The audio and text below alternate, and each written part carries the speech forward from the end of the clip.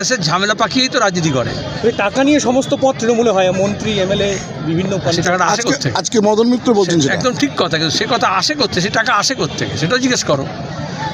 মোদী বলেছেন নোটবন্দির পরে 20,000 টাকার বেশি ক্যাশ কোথাও কেউ ট্রানজ্যাকশন হবে না।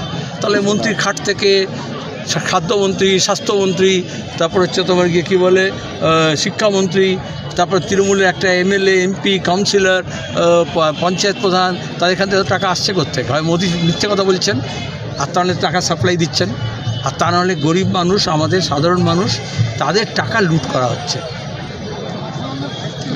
মদন মিত্রের আরেকটা ভার্সন আজকে, যে মুখ্যমন্ত্রী মমতা বন্দ্যোপাধ্যায় দেশের মুখ আর ডায়মন্ড হারবার কেন্দ্রিক করে ফেলেছে অভিষেককে।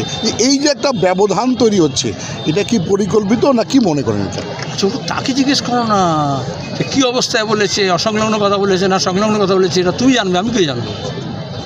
দাদা একটা ছোট্ট প্রশ্ন, সেটা হচ্ছে যে সিপিএমের জেলা সম্মেলন আমরা চিরকাল দেখেছি কোনো প্রেক্ষাগৃহে হয়, এই প্রথম দেখা যাচ্ছে যে সিপিএমের জেলা সম্মেলন রাসমেলা ময়দানে হচ্ছে, এটার কি সিগনিফিকেন্স আছে? 3টে কারণ। এক, জেলা সম্পাদক নিজে বলেছেন এই সরকার চায় না সিপিআইএম সম্মেলন করুক, সভা করুক, সুতরাং যে সমস্ত প্রতিষ্ঠান আমরা গড়ে তুলেছি সেখানেও এখন এখানকার ডিএম, এসপি, পুরসভা, তারা সেখানে সিপিআইএমকে মিটিং করতে দেয় না। আমরা আমাদের রাজ্য সম্মেলনও করছি, আমরা কোনো হল পাইনি, তাহলে কি সম্মেলন হবে না? দ্বিতীয় কথা হচ্ছে, তাহলে বাধা যতই আসুক সেই বিপত্তি বাধাকে অতিক্রম করেই আমরা আমাদের কর্মসূচি করব।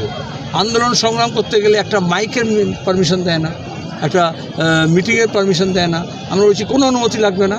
আর তৃতীয় কারণ হচ্ছে সিপিএমের খোলা হাওয়া, এখানে সবাইকে ডাকা হয়েছে এবং তোমরা আগে বলে সব লুকিয়ে চুরি হচ্ছে, আমাদের কোনো ব্যাপার নেই। খোলা মাঠে, রাসমেলার মাঠে হচ্ছে, মেলা লোকজন এসছে, সেখানে দাঁড়িয়ে পার্টি সম্মেলন করবে এবং এই যে বসন্ত এসে গেছে এটা তার প্রমাণ। সিপিএমে কি তাহলে আগে বন্ধ হওয়া ছিল? বসন্ত এসে গেছে তার প্রমাণ। হেমন্ত থাকে, বর্ষা থাকে, শীত থাকে, গ্রীষ্ম থাকে, একটা যুগের এক একটা ধর্ম, একটা সিজনে একটা ধর্ম। আজকে একটা কলেজ